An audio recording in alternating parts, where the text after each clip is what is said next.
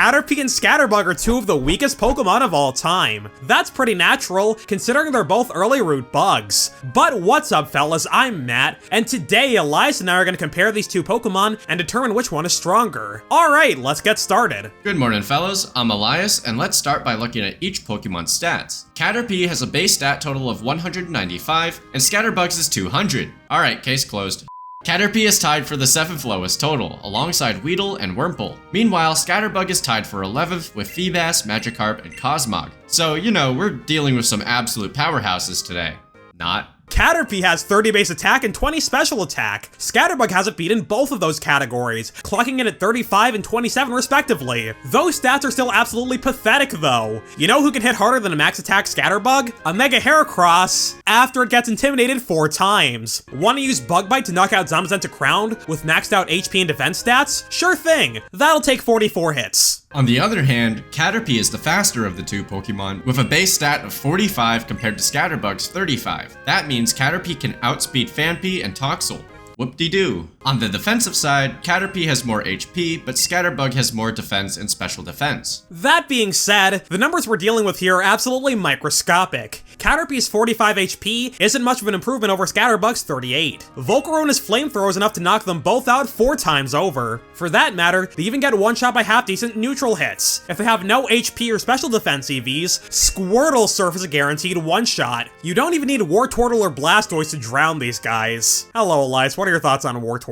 I think he's a turtle that goes to war. True. That being said, Scatterbug has the edge in the stat department. Thanks to its higher defenses, it takes less damage than Caterpie across the board, and it also hits harder. Caterpie being faster is nice, but both of these bozos still get lapped by Crocalor and Clang, so who cares? Well, anyway, let's take a look at their move pools, shall we? For the first 3 generations, Caterpie can only learn 2 moves, Tackle and String Shot. Not exactly the most inspiring move pool, but it also gained access to a few new moves in Gen 4. Bug Bite was added to its level up learn set in Platinum. It's a 60 base power move that eats a target's berry if they're holding one. Great, now you can eat an Azumarill Citrus Berry. Whoopee, it's still gonna obliterate you. Caterpie also gained access to Snore via Move Tutor. There's just one tiny, minuscule, gigantic, monumental problem. Snore always fails if the user is awake. Since Caterpie can't learn Rest, it can't reliably put itself to sleep. So if you want to use Snore, another Pokemon has to use a sleep move on you, which isn't guaranteed by any means. In Black and White 2, Caterpie gained access to Electro Web, its first morsel of type coverage. It's a 55 base power spread move, and it lowers the target's speed stats by 1 stage. It's a good move in VGC, but you're better off using,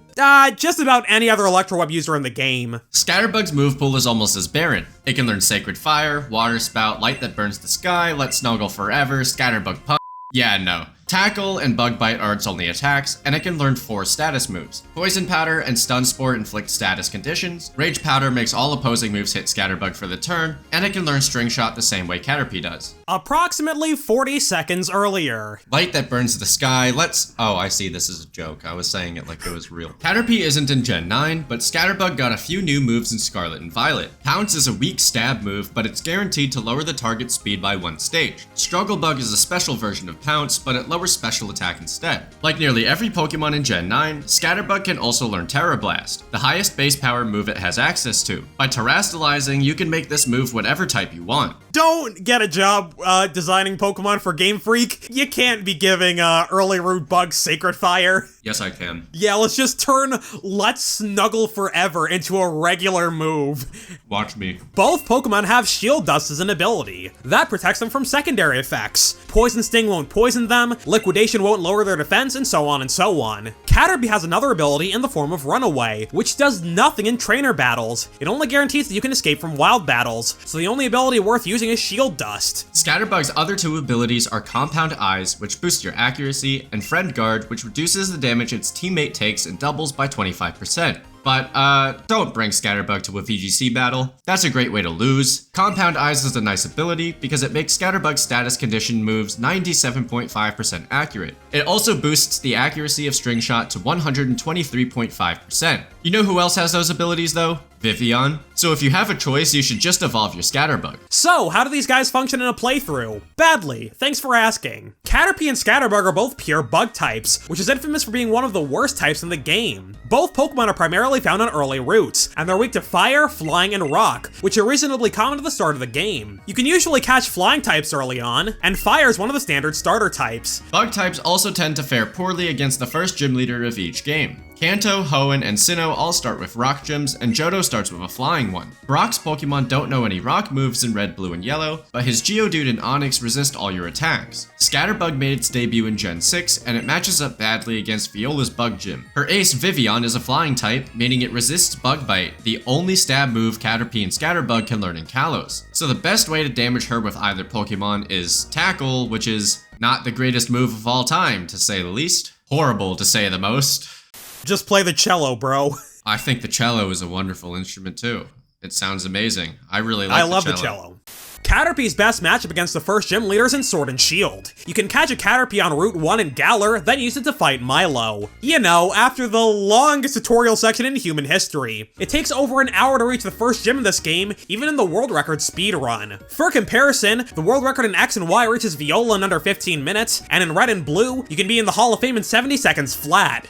Anyway, Caterpie learns Bug Bite at level 9, and Milo runs a Grass Gym, so you can actually bring a super effective move into this fight. If you Dynamax your Caterpie, max Flutterby will be 110 base power, so Caterpie isn't completely useless in the early game, but may I recommend using literally anything else? As for Scatterbug, it isn't in Gen 8 at all. Sucks to suck. If it were available in Galar, it would be able to do the same thing as Caterpie, but better. Being a bug type is less than ideal for a playthrough though, because your stabs are resisted by like, everything. Bug moves are not very effective against 7 types, so it's tied with Grass for the most resisted type in the game. If you do decide to use a Caterpie or a Scatterbug on your team for some godforsaken reason, they wouldn't pull their weight. But what if you had no team? How do these Pokemon fare in solo runs? Well, to cut a long story short, very, very badly. Last Christmas Eve, JRose11 posted a Caterpie solo video where he tried to beat 3 different Kanto games. The run failed in Red and Blue because Struggle is a normal type move in Gen 1. That means the Caterpie doesn't have any moves that can damage ghost types, which makes Lavender Town a complete brick wall. He didn't attempt the run in Pokemon Yellow, but he would have run into the exact same problem. Starting in Gen 2, Struggle deals typeless damage, asterisk. Thanks to that change, a Gen 3 Caterpie run is theoretically possible. You know, as long as you're the luckiest mother father in the entire universe. JRose concluded that in order to beat Lance in Fire Red Leaf Green, you'd need trillions of critical hits. The luck required to finish the run is off the charts, so he moved on to Let's Go Pikachu. The Gen 7 remakes have a lot of weird mechanics. By feeding candies to Caterpie, you can potentially boost all of its stats by 200 points. If you max out its friendship, Caterpie can dodge 100% accurate moves, get more critical hits, survive attacks that would otherwise knock it out, and shake off statuses on its own. If Pikachu's friendship is high enough, but a different Pokemon is on the field, you can shake your controller to boost all of your stats. Yeah, I don't know. I hate using Joy-Con, so I never played this game.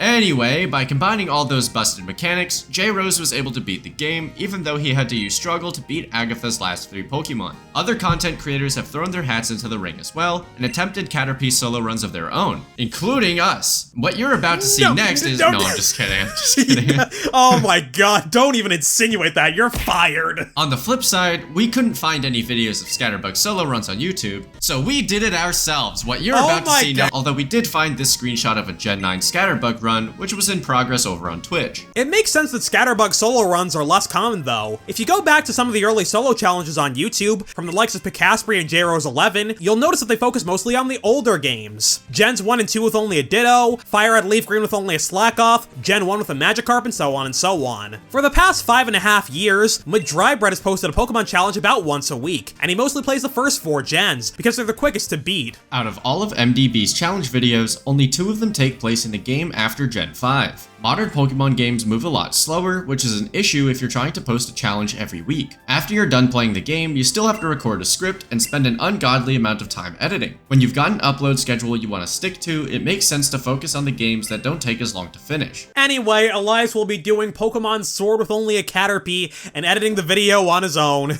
Nope. Heck, Scott's Thoughts is posting a video every day all this month, and many of them require multiple playthroughs. So playing Pokemon games that are quick to finish is an absolute must. Scatterbug doesn't exist in the older games, and backporting it is a whole nother can of worms. Beating Pokemon Red with something weak is a time commitment, but doing the same in Pokemon X is a much bigger commitment. Since Caterpie has been around much longer, you can use it in many more games compared to Scatterbug. It's also easier to get early gen runs started in the first place. Older games tend to have more reliable emulators, and it's easier to change your starter with the right tools. So that's why we think Scatterbug solo runs are more rare, and no, we're not doing a Scatterbug run of our own. Leave a comment if you want to see us do a Scatterbug solo run. Don't even, oh my god. If you want to do a Scatterbug solo run, you gotta buy a Switch and do it yourself. I'm not doing it. I'd force you to do it. Why have I gotta do all the work around here? I don't know. Is Assassin's Creed Valhalla on sale? Alright, so how about the competitive side of things? Can these doofuses hang with the best of the best? Yeah, I think you know the answer. If you want Caterpie and Scatterbug to, you know, do things, you have to ban just about everything else. Funnily enough, that's pretty much exactly what RBY Tenyu is. It's a Gen 1 format where only 6 Pokemon are allowed. Everything that can actually function in battle is banned, and the only Pokemon that are left are Caterpie, Metapod, Weedle, Kakuna, Magikarp, and Ditto. Ladies and gentlemen, Tenyu may be the most boring thing you could ever do in a Pokemon game. Really, it might be the most boring thing of all time besides watching paint dry. Well, I can think of a couple things that might be more boring, like, for example... Alright, you want to list some? Yeah, sure, like watching grass grow, watching Star Wars Episode 9. Aside from Struggle, the only attacks in the entire tier are Tackle and Poison Sting. Sort of. There's a lot of weird gray areas that people don't really want to untangle, cause this tier sucks. Caterpie gets Tackle, which is the worst of the two main moves. Weedle and Kakuna get Poison Sting, which can cause poison. That's the only status condition in the whole tier, so it's a big deal. Caterpie is also weak to poison in Gen 1 only, so Weedle absolutely destroys it. Magikarp can get Dragon Rage, but only from an event. If that move is allowed, it's the strongest attack in the tier, asterisk. Hey, you guys should go watch this Big Yellow video. Ditto has access to Transform, as well as one of the highest HP stats in the tier. Even when you ban 96% of the Pokedex, Caterpie is still atrocious in the horrible metagame that's left. Caterpie and Metapod are the worst of the worst Pokemon in Tenyu. But hey, at least Caterpie is usable in some format out there. We're using the word usable with massive air quotes here though. The only reason you run Caterpie and Metapod is because you wouldn't have a full team otherwise. They make it onto the team by default, do approximately nothing, then die. Meanwhile, Scatterbug gets jacked squat. There's a format in modern games called Do Not Use, or DNU for short, where only the worst Pokemon are allowed. Unfortunately, everything in this tier completely runs circles around Caterpie and Scatterbug. The lowest ranked Pokemon in the viability rankings are Starly and Yamper. These bugs aren't even used in Do Not Use. In fact, a small group of players have created even lower tiers. But Caterpie and Scatterbug aren't viable in DNUU or DNRU either. Go girl, give us nothing. Fortunately, Scatterbug absolutely dominates a hyper niche format called a Microscopic Cup. In this meta, each Pokemon is assigned a level based on a simple flowchart, which goes as follows. Question 1, is this Pokemon Scatterbug? If yes, level 99. If no, level 6. And we're done! That's the whole flowchart. For reasons we can't put our fingers on, Scatterbug absolutely dunks on the entire tier. Matt and I did a few 100,000 battles in Microscopic Cup, and Scatterbug never took a single point of damage. A choice band boosted Bug Bite KOs Aaron 14 times over. That damage calculation is real, but for better or worse, this format is not. We're just making crap up. So anyway, let me tell you about Caterpie Cup. Alright, so if Caterpie and Scatterbug can't do anything in any format ever, how will they fare against each other? Well, let's look at how the battle would go in Gen 7, the last time Caterpie and Scatterbug were available in the same game. Like we said earlier, Scatterbug annihilates Caterpie in the stat department, and that gives it the advantage in this one-on-one matchup. Bug Bite is the best move for Caterpie and Scatterbug, and they can both 2-hit KO each other. Assuming both Pokemon have maxed out attack EVs as well as an adamant nature, Scatterbug has a 94.9% chance to 2-hit KO Caterpie. On the flip side, Caterpie's 2-hit KO chance is much lower, clocking in at just 28.9%. So Scatterbug would win most of the time, but if they both survive 2 turns, Caterpie would come out on top instead. That's because Caterpie is the faster Pokemon of the two, so it'll go first and knock Scatterbug out on turn 3. I think I saw a video of the world record for the biggest energy drink collection. Hold on. Alright, see, he's got every flavor C4 in the background. That's 200 milligrams of caffeine. Elias, I think you're unwell. Scatterbug is also just the better Pokemon across the board. Not only does it have better stats, but it can use the powder moves to inflict status conditions. Caterpie has more type coverage thanks to Electro Web, but I think that if you added 100 more useless Pokemon to the game, Scatterbug would generally have better matchups against them. When I went searching for this video, then Guinness has a lot of videos about these types of records. There's a guy with 12,000 Pepsi cans, a guy with 11,000 Coke cans. Scatterbug is the stronger Pokemon, but Caterpie is the one that naturally gets more recognition. It's been around longer, it's appeared in more games, it's been in more anime episodes, and so on forever and ever and ever. Honestly, Caterpie vs Weedle would probably have been a better video, but we made jokes about Caterpie vs Scatterbug in that one video a few months ago, so here we are. The day after we recorded our video about, oh, which Pokemon is the weakest, we ran into each other in the gym and we like started arguing over whose fault it is that we have to make this video.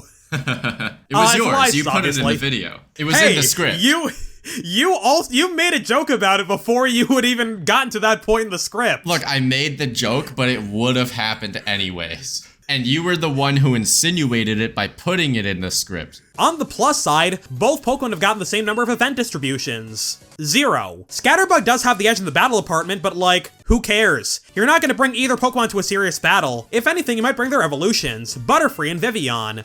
Outer Worlds definitely has more flaws than Outer Wilds. Outer Wilds is more of like a story-driven exploration game. I just can't finish it because there's an ocean world, and it's not going to work well with me. So, Subnautica's not exactly your venue either, huh? No, I've played like 2 hours of Subnautica, and I almost had a panic attack, and I had to stop playing. Oh, no. Dang old Scatterbug, that Caterpie, the Pokeball, dang, roll them up in the Pokeball. We sent people to the moon with 100 kilobytes of memory. How much space do you think, Mortal Kombat 11 takes up? I don't know, 100 gigs? Yeah, 109.53 gigabytes. Jesus Why? Christ. It's a fighting game. Street Fighter 6, I think, is 110. Like, what are we doing? Are we running a separate instance of Doom on every single hair on Ryu's head? Monster Piece, insane monster energy collection. Yeah, and then below that 13-year-old video was a video of a 9-year-old kid breaking the record for most claps in 1 minute. I thought you were gonna say most monsters drunk by a 9-year-old kid in an hour or something like that. I was like, wow, kid's probably 3'7".